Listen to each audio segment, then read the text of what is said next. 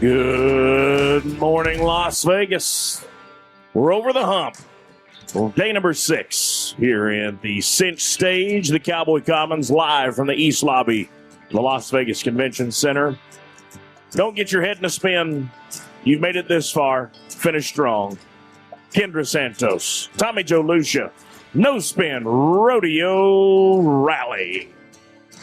Hey, welcome to the rally, all you no spinners. Thanks for coming. All of you that are listening to us back at home. It is Tuesday, December 9th, 2025. Happy birthday, Chase Lucia, my son, by the way, back at home. The weather's been good. Cool stage, cool day. Spin is probably what a lot of you felt like when you woke up this morning or walked to your room. It is the hump. It is the hump, which... good morning, Kendra Santos. I'm going to pitch it to you this way. It is the hump because this is where most of us that are in this deal the whole time start to feel a little tired. Now, you guys just finished last night the back number for Oat Steer Wrestling here, right? That was at the South Point at 1 o'clock, yes. But I mean, the Steer Wrestling's here across the road at the Junior NFR, right? Yes, sir. Well, tell us about that. How was it?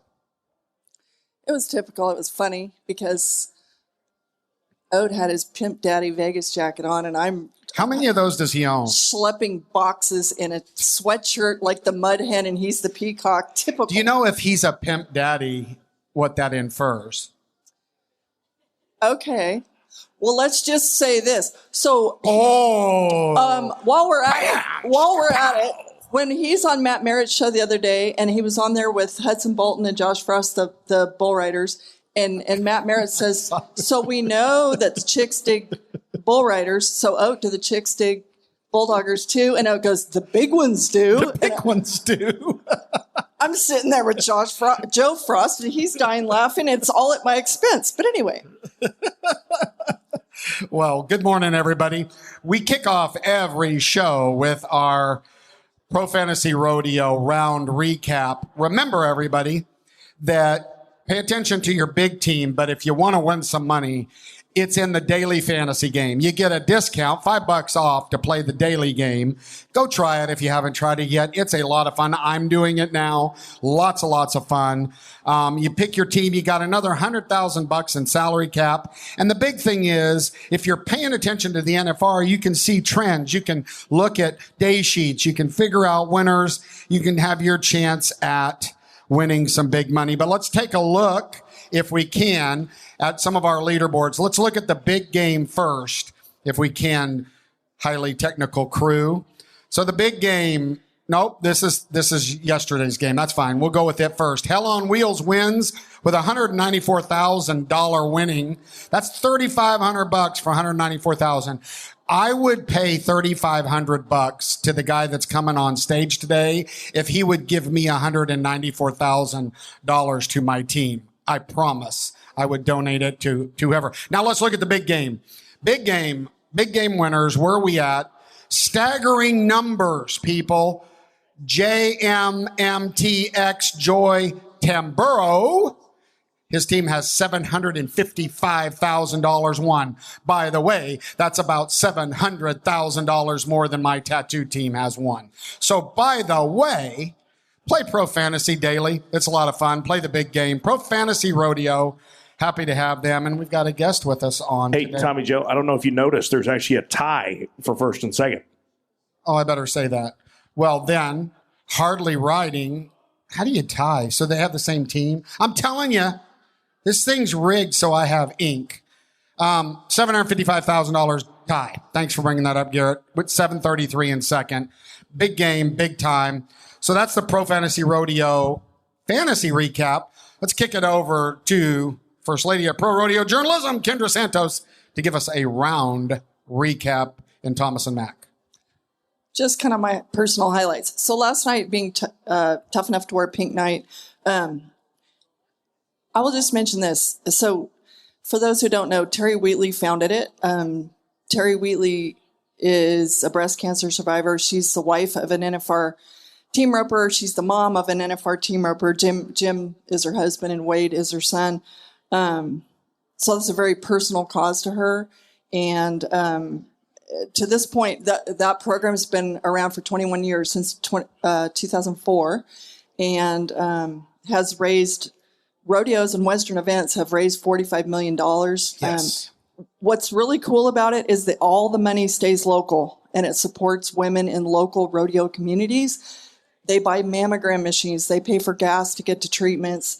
They buy wigs. I mean, it's really cool. And I'll just, one little thing, I do notice that sometimes there is a very small movement of people wearing black, like in protest or whatever. I beg them to find out the true details, because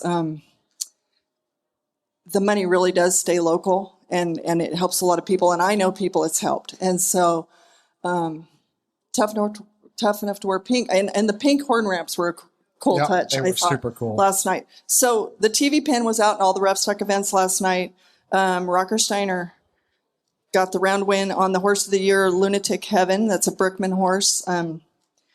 So how they celebrated that at the buckle ceremony was by singing happy birthday to Rocker's 2002 world champion steer wrestler dad, Sid, who was 51 yesterday. So that was a nice birthday present for Dad. The bulldogging was fastest run of the night. Scott Gunther from Canada, he just swept the Canadian finals and won all 5 rounds there.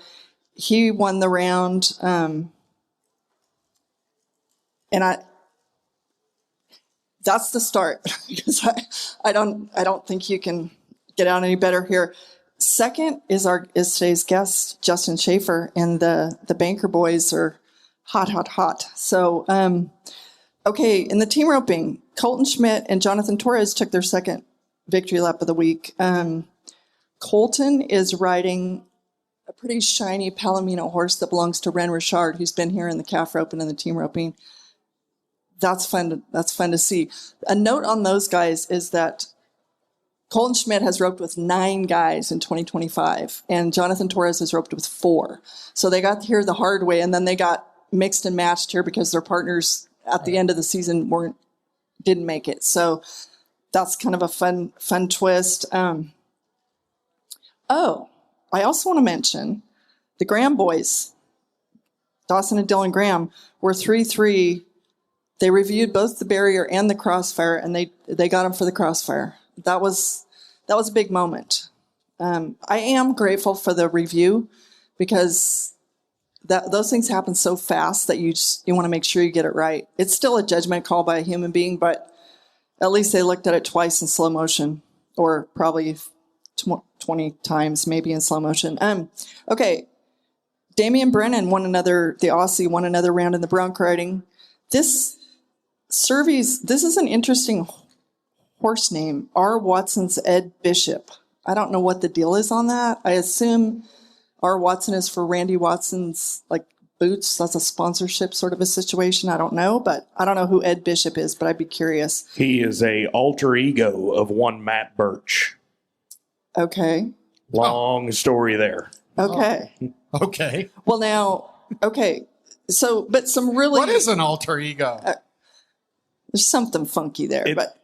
Long story short. Is it like a meme with a mouth? No, Matt got a little intoxicated one night and had a little incident with local law enforcement. And when they asked him what his name was, he just fired off and said Ed Bishop. And and so then the next morning when he woke up and they kept calling him Ed Bishop, he's like, "Who is Ed Bishop?" And they're like, "Well, that's what you said your name was." He goes, "My name's Matt Birch. I don't know who Ed Bishop is."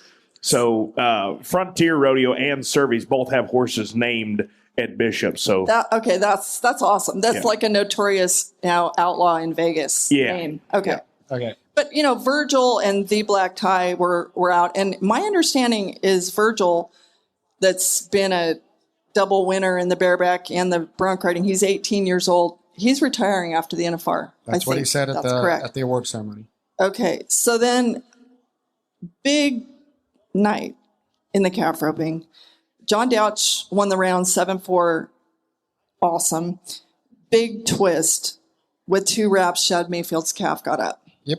That was a big ouch. And that seemed awful close. I'm interested. I meant to go to some insiders and just see what defines I guess if they stand up, even if they're on three legs and their legs look tied.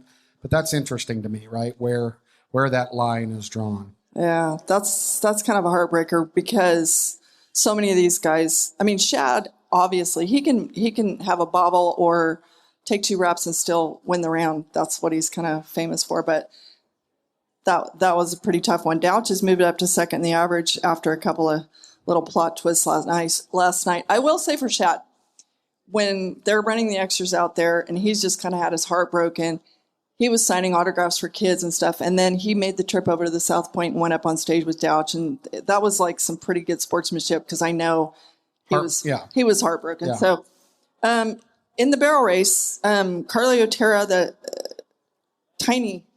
She's tiny. She's tiny. She weighs like 65 pounds. And so. Do you have a weight on Carly Otero? Or seriously?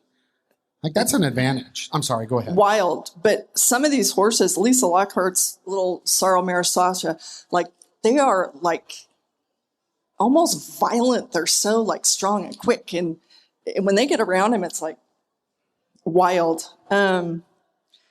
Okay. And interesting to me that Haley Kinsel, you know how she always used to be, what was it, the Hollies, a long, cool woman in a black dress? That was her song. She now has Trevor Brazil's theme song, Thunderstruck. That's cool. It's kind of a... Well, and I've got a couple things on the barrel race. And first-timer Caitlin Scott now leads the average. This is from my No Spinner Inside crew. She's competing alongside her sister-in-law, Halen Lyde, who landed in money last night for the first time, tying for second from a borrowed horse because her main one, which was voted WPRA Horse of the Year. Horse with the most heart. Yep. Mm-hmm. Had to stay home due to the herp. But last night, Caitlin let Taylor Moykins use her backup horse so she had something to ride. And that's, that just again shows what these people do for each other. And also, Carly Otero, as you talked about,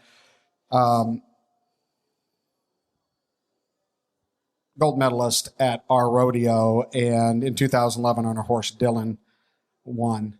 So it's a little bit of cool note, especially the camaraderie. Yeah, that horse, Dylan, that buckskin horse, won a ton here. And yes, Halen married Caitlin's brother, Aaron, so they are sisters-in-law. Okay, J.R. Stratford, 90.5 points on his What's going to be his alter ego name when the Feds show up because of the feather? Okay, he did ride this Deal Me In that was previously unridden. That's worth a note. And also worth a note, that guy's been like freaking Humpty Dumpty. He's had elbow, shoulder, and surgery in his leg. And he like just took a year off to get all patched up, as he put it. So for him to be, back at this level of this kind of action. I wanted to mention the Top Gun leader. I don't think anybody would say they saw this coming. Wasey Shala is leading the Top Gun for the most money won in a single event in the bareback riding. That's interesting to me. He's got over 128,001, and that's, most people would say, oh, well, the bull riding's his best event or whatever. In the bareback riding, he's won more than anybody else here in a single event. He just continues to get better and better every time he nods his head in the bareback ride. That's just the truth. He's only 19. So. He is only 19. So do you want to mention something about JR's feather? Hey, can I jump in real quick? Wasey did break the record last night, youngest millionaire in pro rodeo. 19, yeah. That's some, what kind of who did he break it from?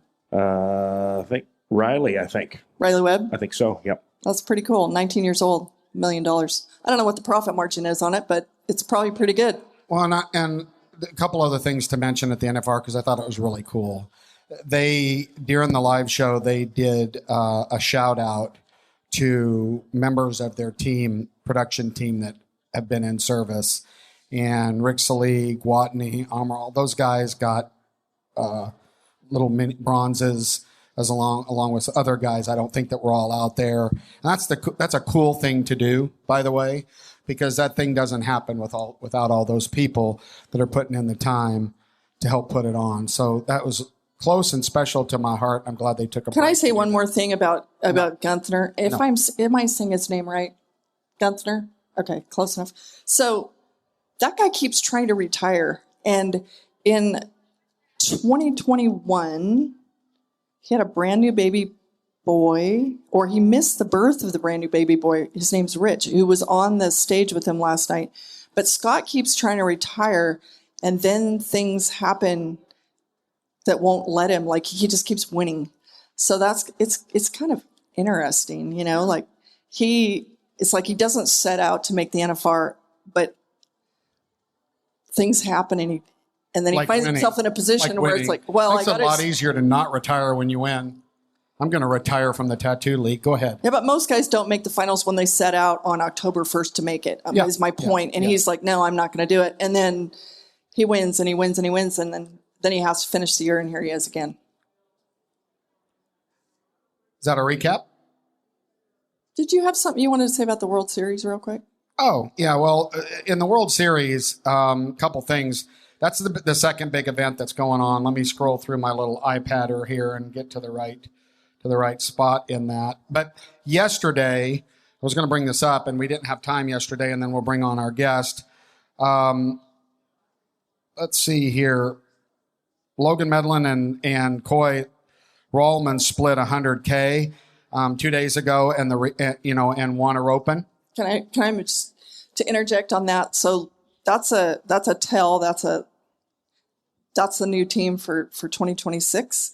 And last year, of course, Logan was roping. Coy's been here before, but Logan was roping here with Coleman Proctor last year. And going into round 10, Coleman had 2 gold buckles on the line, and Logan had a chance to win his first world title. And Coleman had a choice: a layup, and he's the all-around champ of the world. Maybe even, actually, I think he gets a second gold buckle in team roping because he went to Pendleton with Junior Nogueira and Logan stayed home. So he had a shot at 2 gold buckles with a layup, but instead he decided he had to place really high in the round for Logan to have a chance. And it was a live by the sword, die by the sword. He's a disciple of Speed Williams, who was famous for you go for first no matter what. So trying to help his partner win a gold buckle cost himself 2. That's pretty cool. Yeah. Well, and then yesterday, Clint Robinson, his good friend, won the 13.5 finale. Clint made the NFR 5 times in the tie-down roping, and his family, along with himself and his partners, they're actually the ones that started the pink and ruby buckle and the Riata Stallion initiatives, which is changing the game over there down the road. Today's the number 12.5 Ariat World Series finale short go. Clint's dad, Lance Robinson, is the one that started those things, and he team roped and bulldogged here at the NFR. And Uncle Clay, Lance's brother, was a coach at Cal Poly for a long time also. Yeah. So that's the World Series update. Lots of stuff going on over there, and you can't get into a restaurant, you can't get a cup of coffee, and you can't walk around without getting healed and all those things. So good thing we have them. Okay, at this time, we would like to bring up our guest. Well, we'll talk everything rodeo. Welcome to the stage, Casey Jones, Pro Fantasy Rodeo and creative EVP of Teton Ridge, and Justin Shaffer. Welcome to the stage. Hi, fellas. Good morning. Absolutely great. Good morning, men. Don't touch me. No, so he runs the gig. Don't touch me. Here's the deal, people. We might as well get this out of the way because he's been texting me since last night. So I'm in the Celebrity Tattoo League. So is Kendra. Kendra's currently 13th. Lucia Legacy. Tommy Joe Lucia is currently 22nd, which happens to be very last. And what happens when you're very last, when it's in the end, the number one guy gets to decide where to put a tattoo on you. So, as of this morning, John Harrison's leading. And just because I thought it was a good thing to do, I did text Mr. Harrison this morning. And here's the way this text went. Hello, John. Tommy Joe Lucia here. Just a note to let you know that I think you're the greatest guy in the world. There's not a more compassionate, caring human anywhere in the rodeo business. I hope you win the tattoo deal because I'm definitely going to lose. He sends back, epic. I love this. Good move. I hope you win too. And I'll keep this text close to my heart when I'm making tattoo decisions in the future. Butt liquor. Yes. Yeah, I don't want a Tyson tattoo. You want to see Is there any rules around this? Is there any policy procedures? Nope. You got to see the text he's been sending me. Well, I don't want to. We got some pretty good creative designs already mocked Oh, up. are you helping him figure something out? I'm helping. You know me. I'm trying to help you. But I can do a buyout, right? Can't I do a buyout to the charity? Yes. How much is it? $1,000. Was it? Yeah, $1,000. Piece of cake, baby. That's an easy decision. How much do you want to help your charity? If you get the tattoo, Pro Fantasy Rodeo is going to give the charity $5,000. So you're kind of running backwards if you just get that $1,000 out of your pocket. Will Pro Fantasy Rodeo give the charity $10,000? Well, it depends. Time? No, You it's guys in the legal. It's already in the legal. We can't change. Oh, what? But you can't give an additional $5,000 out of the. Yeah, you can. Well, we could. You will. What we could. If I get ink, it's $10,000. No, it's Here we $5,000. go. All right, hi Justin. How you doing? I'm glad he agreed to that. Listen, did you hear that? How often do you hear Casey Jones go? The new guy's really sharp on the budgets. All right. So we covered some fantasy rodeo. You roll with the real cowboy over there. He is a real cowboy. He's won almost 50 grand here. This is his second NFR. He's banker's man. And, the horse of the year, Tucker Allen and Shaffer here, like this horse. Well, before banker, you rode a lot of 2-year-olds. You did a lot of cowboying. You made a lot of horses. You did what you needed to do to pay the bills, right? And this horse has changed your career and your life, right? Yeah, absolutely. Special animals don't come along, and not everybody gets on them. And I've been blessed to have a lot of great horses, but nothing like this one. He's a one of a kind. And to your point of training, I've worked my whole life to try to train good horses. I just showed him once or twice, and he taught me a lot. So I didn't get to do much training. It's a crazy story. I didn't know anything about it until last year. Shaffer comes over there to Rodeo Vegas, and I'm like, what's that horse? He's like, man, we just started. Like, he just loves it. Like, day one, I'm a bulldogging horse. All the great ones love it, don't they? Yeah. When was the first steers you run on him? We just watched a video of that. It was March, and Tucker won Reno on him. So we started in March. Tucker wins Reno on him. He ran one steer on him. I asked him for help. I said, Tucker, I'm 30. It's getting to the point where I'm going to charge a lot to jump steers on somebody else's horse. And on mine, like, I can't quite get the numbers in I'd like to, like I used to, if I want to stay where I'm, competitive. And he's like, yeah, I'll help you. Well, I run 2 on him. He ran 1. He flew back to California. And then he asked me, he said, hey, what we riding at Reno? I said, I think we're riding Banker. He's like, yep, you bet. You guys hazed on that horse for a year before, or? Yeah, a summer. Summer? Yep. Same deal. I think I bought him in April, and then we hazed on him that summer. Probably could have had jobs out here on him. It was just 7-year-old. But for the people that aren't insiders, these two guys are both bulldoggers. Don't worry, we'll get into your illustrious career in a little bit. When you say they just love it, they're just natural at it. What are the things that make a bulldogging horse special? That those of us that watch bulldogging and don't understand, what is the moves? What is it that they do, right, that makes them? I know they got to be fast and got to hit the mark and get out and all that, but what else? Yeah, I'll backtrack a little bit. I got my mother and father-in-law sitting out here today, and Todd, my father-in-law, last night said he touched on when we were hazing on that horse. He was amazing to haze on. There was nothing going to outrun him, so you're always there.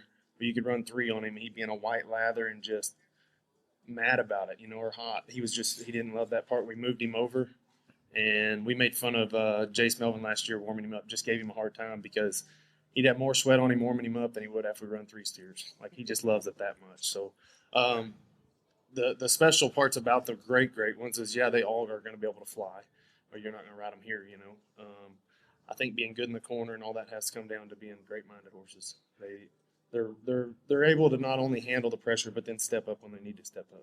In their mind, are they racing the steer? Right, I'm trying to think what the horse is thinking, right? Is it a race? I would say so. That's what I would think. Say, I mean, maybe not even the steer sometimes, just winning the race. There's a lot of moving parts. Yeah. 16 legs all trying to do the same. Yeah. Steer flat on its side here. So. Yeah. I've always thought there was two different types of bulldogging horses. The ones that are dumb, and they don't know the pressure. They just back in there and they listen to you and they run as fast as they can and come back and do it again. There's bulldoggers like that. You're in that category. Go ahead. Because it's a lot of pressure. They're not supposed to move until you drop your hand, and then it just lights out. Come back and do it again. Run their guts out again. Come back and do it again. Or the ones that really love it. I mean, they love it. And then that's some of the special horses I had in my career. Like they just, couldn't wait. Like Grinder, when I bought him from Mullen Hannum, his name was Turtle. And I'm like, that's kind of a weird bulldogging horse name.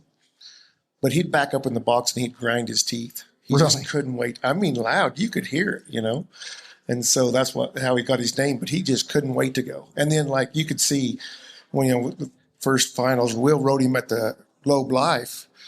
And he just the first final was out here in 2019. Will rode him. And then people started watching him after Will threw the steer down because he'd just do victory laps. And he still, to this day, when you get done, he does a victory lap. He just loves it. So it's either dumb or loves it. Kind of what we're displaying in the bulldogging category today. No offense. Not coincidental that you and Tucker both made your first NFR last year with Banker had. That's not a coincidence, right? Not at all. And you have 3 guys on him here. Yes, ma'am. We've talked about the rookie bets in the bull riding this week. You and Tucker got hazed with a rookie bet last year.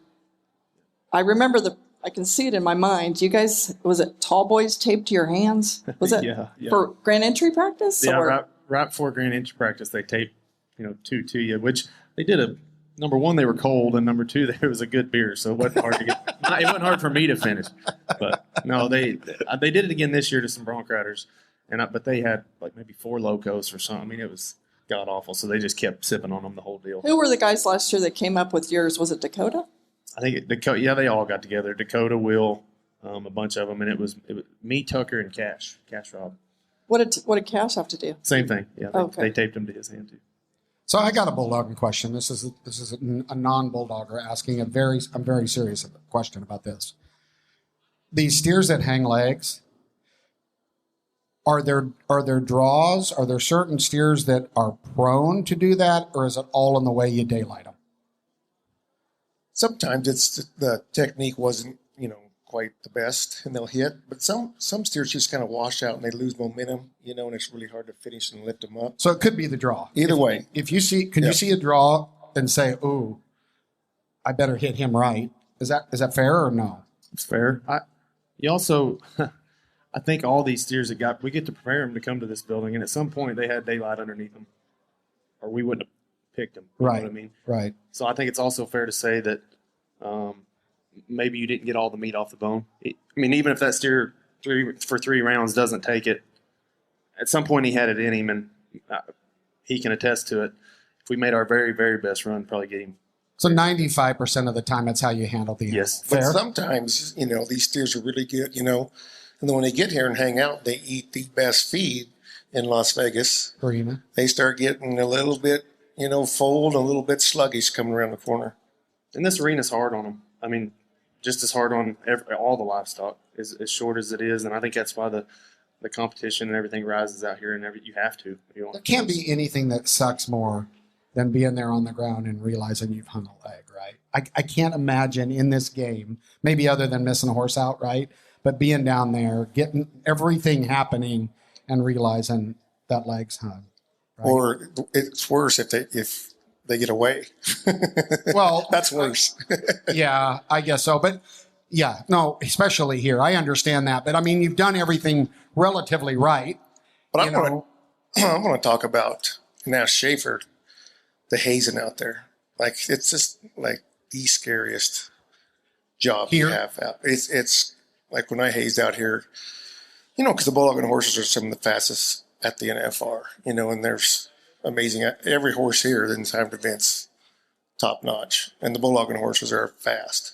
Well, the hazing horse has got to be able to, because the bulldogging horse is leaving when the cowboy nods, and so the hazer's got to, be on a good enough horse to be reactive. He's to see reacting that. right after that. Yep. He sees that. Then he has to go set the play up.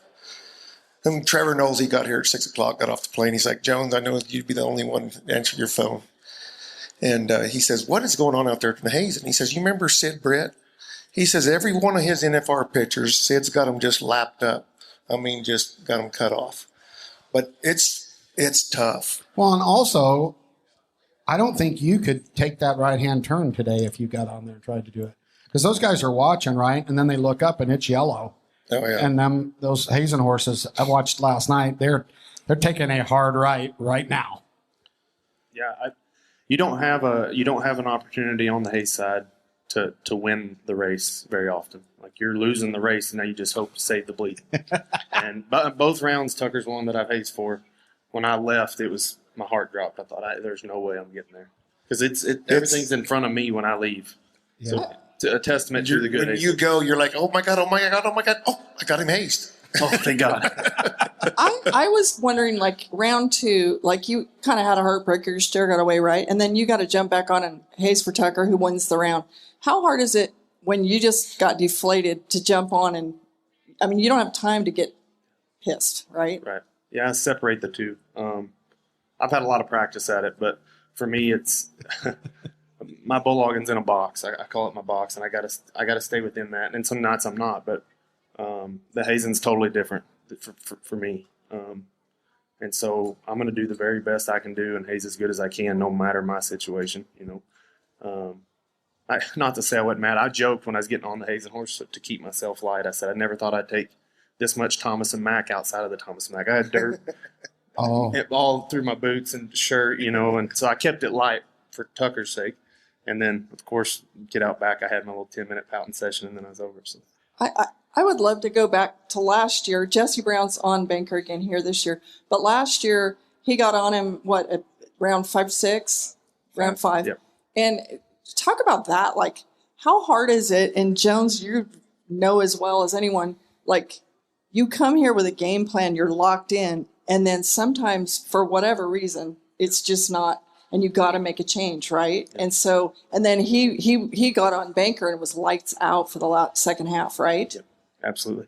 You know, when he called and asked, and there was no hesitation. There was only 2 of us on him, and it was very evident that he needed to do something. So when he made that call, I didn't hesitate to tell him yes, but to watch him do what he did then, won 3 of the last 5 go-rounds, and, you know, but that's Jesse to a T. I don't think it matters what you put him on, as long as if they'll do their job and he has one that will play, that guy's always that way. So, is there too many head for your horses? Like, is there a magic number of how many guys should ride them one night? I don't know. Or It is just it the depends horse? The horse. The horse. Like, man, back in the day, remember when Sam had that little white horse at Greeley and Slack? There was 38 guys got him on that. Or Roy Duval, one day at Fort Worth, I think it was Houston. like 60. Houston? Houston's Was like it 60? 62 steers. Yeah. Holy Whiskey. smokers. But, you know, you get a horse in shape and they love their job. It's easy for them. And Roy would not tell anyone no because he had been turned down when he was young. Yeah, he's a legend. Yep. Yeah, that's crazy. That's really cool. But it's, you know, there's 3 on Banker, there's 3 on Swamper, 3 on Crush. And then I actually think it's harder on those hazing horses. Because it's just like as fast as they could go and then stop. Well, you know? and on that, like, do you, with your peripheral vision, are you kind of seeing that Tucker's okay over there?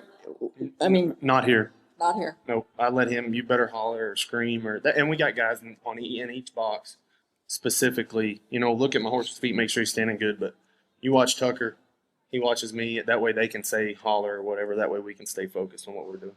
Are you guys looking at the guy or the steer when you're hazing? Oh, the guy. Because to Casey's point, the start here in the Bulldoggins before the gates.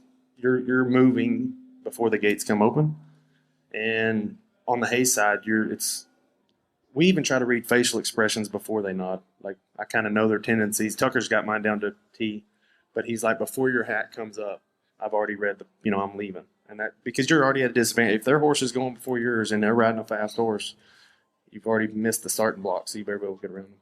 You came in 7th, is that right? Yep. No, this year? Yes. Is Third. that right? 3rd? Yep. Talk about Sioux Falls. That's why I came in third. That was a big one. Awesome. Arena record? Yeah. Yep. 3 flat. I mean, talk about that. That's a similar setup, isn't it? Finish is there very line. much difference between? There's not a lot of difference, is there? There's no other start like here, even when people, for some reason, even when they try to replicate it, they just don't quite get it done. And I think it has something to do with cattle being prepared for this rodeo, leaving and running for that sake. But yes, very similar. I've told a lot of people, if you want to go watch a mini NFR and not deal with a crowd or whatever, go to Sioux Falls, because you can park right by the building and walk in and not deal with all that kind of stuff. But amazing for me. How much did you win there? $43,000. Holy moly. So I got a question. So being a previous rodeo clown and animal trainer like the Lucias do, when you do these rodeos and you have trained animals, they start cheating. I call it cheating, but they don't want to do, those trick horses and stuff. And if you look at the lead pair if you watched the hitch last night, that lead pair of horses on the stagecoach, they know those yellow gates are going to open, right? So as soon as they stop, last night they gave it about 15 seconds and they're like, wah, wah, wah, because they know they're going to the stall, right? And do these bulldogging horses start to get sour, cheat? When I say cheat, I don't mean it in a derogatory way, but just kind of like, I'm over this. Does that happen? I would call it anticipation. Like I've breezed Banker up the tunnel the first 4 nights, and I've always said when you're warming him up, when he starts pulling on you, that's it. I don't care if he's got sweat on him or what. You're done right there. Stop right there. And last night I spun him around to the left, which he was already warm. I loped him, but I spun him around, and before I even asked him to lope off, he's trying to drag me up there, and I just turned him back around and quit. I thought, we're not going through that process. So he's starting to anticipate the patterns, right? He understands, and a good smart horse will. To Jonesy's point, the dumb horse will just do the same thing over and over and over. The smart horses will start figuring that out. I think that's what makes some of them great as far as being in the box and stuff. You don't see them start jumping the gun or get, anticipating all that much. And I think those kind of horses that are that great, they have that kind of confidence to not jump the gun, not. But you're asking for 0 to 90 and nothing, right? I mean, it's crazy. I would love to ask you guys, this has been an exceptionally difficult year for timed event cattle with the Mexican border closed, right? Like, how has that impacted year round the bulldogging? I mean, we had I hope this ain't too much info. We had to approve cattle that had been roped, and usually in the bulldogging we don't want to have to do that, but we had to approve them this year. And there was videos of some of Remy's herd that were running here. It's like, oh yeah, I made the American on that steer in the team roping. Interesting. So it affected us as far as you had to be a little more focused on keeping the cattle good, but I don't think we fully felt what we're going to feel this coming year. We're talking about running natives and some of the stuff we might have to do if the border don't open up. So I think we'll feel, it was a year getting there for us, even though it was closed. There's enough cattle already over here, because I think Jason Honey said he's got 400 heads standing down there now, which they should already been here, right, and being prepared for this year. So we don't know if we're going to get them or not. So I think Jace Honey has 400 head. I feel like I heard that the other day. Yeah, so at the border. And then for everybody that doesn't know, why are they not letting them over? For all of our fans that have no idea. Yeah. Screwworm. Yeah. Screwworm? Screw worms. It's like the EHV1 of the Mexican border with the cattle right now. I think, which would you rather say? I've got screwworms or herp? I don't know. You've said it both before. So it's that, and who decides when that border opens? Like, It's our government right now. I mean, Gotcha. I don't know how that works sometimes. Sometimes it's sometimes the Texas-Mexico border will be shut down, California won't, so I'm not sure. I don't think you want to try to smuggle them on any boat going anywhere around Venezuela. That's all I've got to say. It wouldn't be a good idea. Justin had some pretty good news this morning. He told me that the Preference new chute opens a little bit. Well, it opens more reliable if there's a steer pressing on it, right? But it's just a tick slower than the old chutes. Really? And then also, he had news. So here at the NFR, you have 3 pins of steers, and then you get to choose which pin you get to run 4 times. And the bulldoggers come together. When was it? Yesterday? Yeah. So no, the day before. So that night, round 4, you have to, if you're going to make that decision in the ground rules, it's by round 4. So Riley texted us and asked us. That was when they broke up, the 5 Riley Duval, the director. Yep. Event rep. Yep. And so when he texted us all and said, "Hey guys, if you want to make a change after 5 barriers broken one night, you never see that at the NFR in the Bulldogging." And so we all voted for the pin we're going to run tonight. We'll run 6, 8, 10. We'll run them 4 times. Usually the pin you start with in round 1, you run 4 times. The rest of them you get to run 3. So we're going to change that set, as we thought that was the most even leaving and running steers there were. And then who owns this 3 pins? Anthony Verdino's the ones we're going to run tonight. Remy Parrott we ran last night. And then Jace Honey, the Honeys was the set we run the night before that. And Remy is Rowdy's brother, for people who don't know. Has hay steer a couple times now. Does a great job. He got in the steer business the year before last. And doing awesome. And getting in the steer business this day and age, how much those steers cost? Like 2,200, the ones that are sitting down there right now. Ahead. That's nuts. That's and nuts. they'll make 3 burgers and 1 tough steak. Well, so we talk about this, and it's known in the industry, but it's always fun to talk about, and that's the Steer Wrestling Brotherhood. There's not a group, there's just not, that comes anywhere close. And so, Justin or Casey, either one of you guys, examples of that this year that people may not have seen or known about.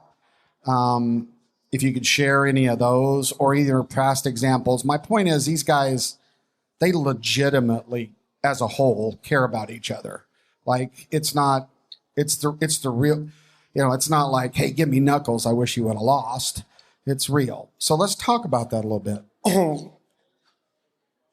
Was it I think it was in Puyallup. So, Will's been, just on a tear all year long, winning first everywhere and had a huge, lead in the standings.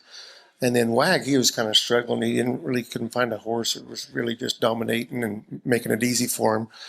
So it was Dakota and Will that was riding Swamper all year. Well, then Wag asked if they could get on Swamper, and so this Will had some trouble with finalizing his, world championship at the end.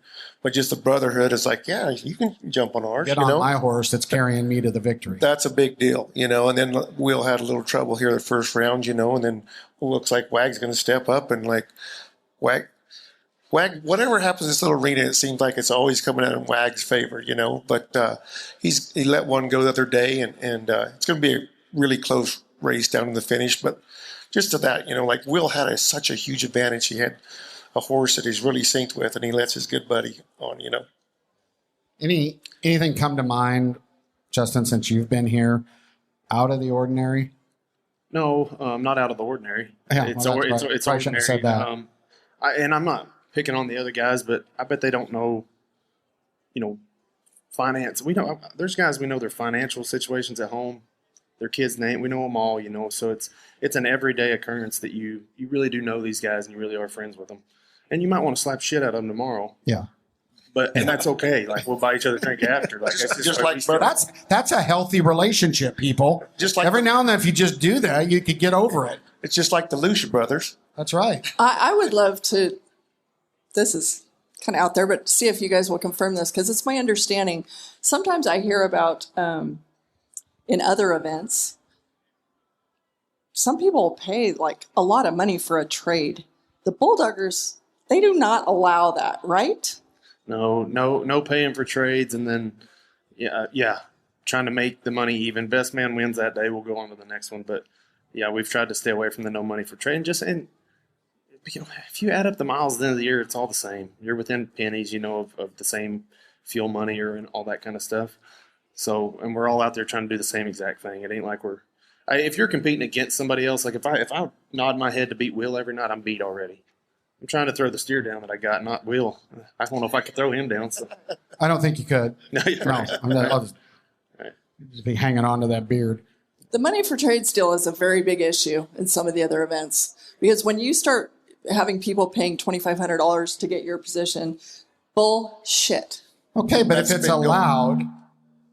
allowed, and you're cool with doing it, do it. The profit margin's hard enough for Cowboys, so.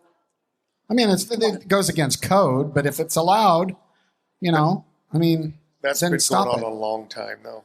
Do you remember when Colorado Springs was a big flip? And if you wasn't in that second run of the steer wrestling or calf roping or team roping in that morning when those steers are just, cooked, they won all the money there. I remember they used to pay big money to come back in there because you could just run 2 steers there in the Springs and go on your way. But that was when I first started rodeoing. I mean, you had to draw there. And those guys knew that if you don't have that, you don't have a shot of winning, or less shot of winning. But it's been going on for a long time. Doesn't make it right. I agree. And back to the point of the Bulldoggers being like truly good people. I don't think you guys are old enough, but I am, to have been at Colorado Springs Slack the day that the Shakota boys saved the calf roping, saved its existence. Surely you have heard that Roy Duval said the Shakota boys ain't for it, stepped in front of the stop Slack, stepped in front. They were gonna make it a pick 5, and the calf roping was going away. And the Bulldoggers, I was there. They stormed. They drove across town. Everybody jumped like in a clown car, only in trucks, and went to HQ. And there was a freaking showdown. And the calf roping, now tie down roping, was saved by the Bulldoggers. I was there. I saw it. It's true. Ain't for it. Ain't for it. Aim for it. Ain't for it. Let's, you got us, Justin, you have an injury report for us? I don't know of any new injuries. No injuries? I don't think so. Will's back was a little bunged up before he get here. I haven't talked to him lately. Sounds like it's better. He's been getting it worked on. Yeah, he sounds like he's getting through it anyway. It hasn't got any different. But Dakota's foot was broke before he got here, and then Stetson, he hurt his knee. But other than that, I think everybody's healthy. Yeah. There was nothing new reported since round 2. Well, then let's go into everybody's favorite thing to talk about, and that is who got a fine last night. Let's hear the sirens. There we go. All right, we are fortunate enough to be able to show you last night's fine list, right? And there's some interesting evolution to this thing. Sam Peterson, inability to free hand in the bareback riding, inability to get his paw out of the riggin. He probably had to convince the riggin to let go because the riggins are significantly different. That was a $100 fine. Haven Medjed, unintentional drag, $100 fine. And Shane Hanshey, riding in the arena without approval, $250 fine. And I'm going to kick it over and let's talk about this. But the one that's not there is J.R. Stratford and the eagle feather, which was going to compound and which would have cost him $255,000. And I was there and I saw feather. And my whole conversation was, this guy's got cojones. He's going to prove a point. He did have a feather. He got a different feather. It was not an endangered feather. So the feather police are off. He did make a crack last night about shout out to the Cherokee Nation for the first 3 rounds. Was it an eagle feather? Eagle, yeah. Okay. Well, I don't know. I think it's listed as an endangered Maybe a hawk feather or something. Maybe a hawk. Was it a hawk? Same thing, though. Same thing. Yeah, they protect them, too. By the way, there are a lot of people. This Sam Peterson, young, quiet kid, he was only a quarter point behind Rocker last night. And there are a lot of people buzzing thinking, he's very, very quiet. And a lot of people sitting in those stands are buzzing that they feel like he's getting a Jim Sharped a little bit because he doesn't make a big to-do after the whistle. Well, the old poor Rocker thing that went on. Rocker, listen, you can hate me if you want, but I thought he got a little blessed last night on the way it went down. I still think it was a great ride. Thought he might have got a little bit blessed on that. So let me ask you guys, most memorable fine for you guys. What about you? Did you get fined? Yeah, I can't remember though. You can't remember? Was that uneventful? Was it like my fly was down or something? Yeah, picking my nose or something like that on TV. Justin, anything on your end? I've yet to get one. Oh, yeah. Choir boy. Yeah, he brings the apple. bring apples to the judge's room. But there for a while, the Bulldoggers, there's a countdown clock. And remember when Soon was riding Max? Boy, they just ring it on him every night. It took forever to get Max set. But yeah, that was, in the Bulldogging, that was probably the biggest finds coming. I feel like last year I jumped. So if you jump out of the box on the hay side, I think you get to do it once a night. So we're hazing 3 steers on my horse. I think if you break the plane more than once a night, it's quite a bit. I think it's 800 or something. So you get to do it once, but if your horse does it twice. But we've seen, I'm assuming it was because the gate didn't open when the guy nodded. We've seen some bulldogging horses and teams make now that's just because the guy missed the gate. I mean, right? they called for the cow, so that's not a right. But so they don't get a fine. Okay, but they get to run the same one. There have been times at this NFR where people have had to, in the timed events, where people have had to run an extra. How big of a deal is that to you guys? Because the extra, because you picked them to not be in there as a first choice, right? Most of the time for us, really the first extra you want to run it. First 2 extras you want to run. That'd be good, like loading. Because they don't fix. They're too They're good? a little better. And so our ideal on that is when we put the steers together, they're a little slower and everything else and a little better.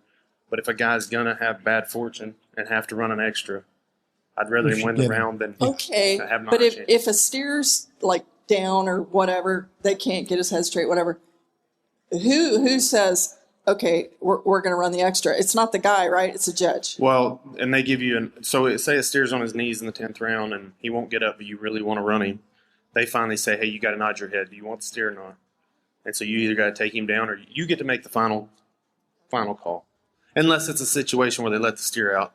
You don't call for him. They let him run down the arena. But now you're saying that the first extra is a good one. Are there times when guys are kind of milking it, wanting that one?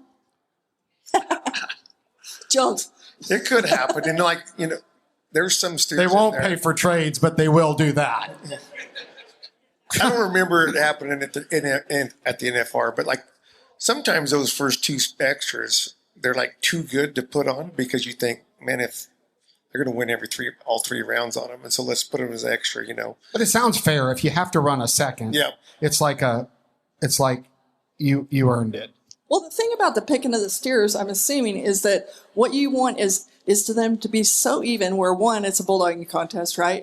But to where anything too good or not good, those are the ones to go, right? So because when you're casting your vote, you could get any one of those 15, so it's pretty important to you, right?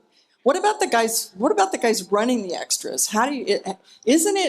Is their ultimate job to keep everything even? I mean, yeah, and more so, please take the start. We want you to, we break every barrier. It doesn't matter. We want to know that them steers aren't going to stop, and if they are, fine. We just got to know it and have that in our bag. So their number one job is to make sure they're getting in the barrier. And then after that, yeah, you hope they do it. I mean, the guys that get picked to do it or asked to do it and we agree on. Who is running the extras tonight? Sam Goins running them this year. What horses he got? Fry, I don't know where Fry bought that little sorrel, but he bought him off of Fry. He's a cool little horse. He's a little sporadic sometimes, but got some wheels. Riley Duval's hazing the extras. Yep. The event rep, but does it? I mean, I would think of it to keep you're trying to keep the cattle as even as possible in case you need that steer, right? So, isn't it kind of a large bummer if they don't get off? Yeah, I mean, especially when you sit there and watch the extras go. Especially if you think something might happen. We've had steers questionable. Last year we had several steers with weird knots on their neck or just something that was, happened before they ever got to the United States, I'm sure, but they had things that probably weren't going to look the best on TV. And every night we were wondering if they were going to catch that and say, hey, no more of that steer. So then we were real dialed in on our extras. We're watching them every night. This year we don't, unless, God forbid, something breaks a horn or something happens to them in a back pen. This year I don't think we're going to see much of that. I think we got 5 minutes, but I want to take a step back here because there's a lot of people that listen to our podcast and we start talking shop and it kind of goes over their head. So all of you experts around me, correct me. So they run the extra cattle, the bulldogging cattle is what they're talking about. They all get a run on them, the same amount of runs as they do in the arena. And you heard them talk about keeping them even, etc. And then Justin said it's about the start. So for those of you who don't, the key in the bulldogging is getting out of the box, pushing the barrier, right? Getting out clean as fast as you can because it's a timed event. Well, what Justin said is that it's important that when they run those extras, that those guys are pushing the barrier. In other words, hitting that start fast because they don't want the bulldogging steers that stop. So think about that. If you give the steer a little more time out there, he feels like the horses are more underneath him. He's less likely to stop. They want those cattle to see that guy on their eye right now and just dare him to stop because that's the worst. That's like hanging a leg or missing a steer is when you don't even get a chance because you blow by them. So I just wanted to kind of take a few minutes because some of that stuff, for some of these people, it's a whole new level of watching bulldogging when they start to watch that stuff. Right, guys? It's pretty cool. Yep. Spot on. Yeah. All right. Spot on. Look at there. Bam. Give me the ink, baby. All right. We're about 4 minutes out. We'll just do a little round table. You guys, both of you, other disciplines or events, as she would say. I like to say disciplines. Other events. Favorites? Like, is there somebody out there that you're rooting for in something other than the bulldogging? Well, I've been watching it, in the daily picks, the top rider picks. And so you could see on the app. Rocker. Who's most popular? Rocker he's been number one, and then yesterday, Wasey Shala jumped above him. Interesting. But it's not really a popularity contest because Wasey's salary is way lower than Rocker. Right. And so, but it's always been overwhelmingly Rocker. But he's won a ton. Rocker. And then now he's proven like winning the fans over, and he's winning the average right now. Yeah. What about you? What cowboy, cowgirl? No, I love the calf roping, which we get up there just in time to watch it, So, and I roped a lot of calves, so I love watching that. From the bar? Yeah, right behind the whatever. I don't know what that one is, but it's right behind section 110, I believe, right there. Kind of watching. They let us peek down there and watch it. Tell us to get out of the way every now and then. Then you can't not watch the all around race. It's just incredible what the one guy does. I mean, he's superhuman. It's awesome. Win 3 go rounds in 2 rounds. Am I right there? It's been He's won a lot. wild. You can't look away. You can't not watch. But it's not a runaway. And now with the another thing for the fans that don't know, the guys that do best, and I wrote some of this down because it's time that we start talking about the average, which is really the aggregate. I want to ask Jones a quick pro fantasy. Is there a statistic, which you probably won't want to say if there is? I can't decide if you're better off to go with a team or to split them, the team roping partners. So if you want to win the $1 million bonus, you got to have the same team. Oh, you do? Is that right? Oh. I'm glad you asked that question. Because you have to have the winners of the average. So they would be the winners of the average. Right. But insider trading right here. But it's probably about 50-50. Like if you get in the fan magazine, my favorite page is the trucks and teams page. Because it has the winning team from last year and the salaries. And then you could see if the partners roped together or not, from there. But it's about 50-50. And it just, because there's 2 ways to look at it. If you win it, if your team wins it and you got this whole team, you get double the events. You won both events. But then if your team goes out. If your team, for example, is 0 for 3 in the first 3 rounds like mine was, it's painful. But I'd say in the daily fantasy, split them. Interesting knowledge. Now, on the average, so I thought this was interesting. Caitlin Scott in the barrel racing is leading it with a 68.6. Aldridge second with a 68.69. That's 0.7 of a second, splitting them. So Adios is second? That's what I got. Yeah, that's what I got. Now, again, if there is misinformation out there. But anyway, here we go. We've got 30 seconds. I just want to thank Justin. We want to thank Casey. And, of course, the wonderful and beautiful Kendra Santos. Thank you all for being a part of No Spin Rodeo. We'll see you tomorrow right here in Cowboy Commons at the Cinch Stage. God bless you. Have a good afternoon.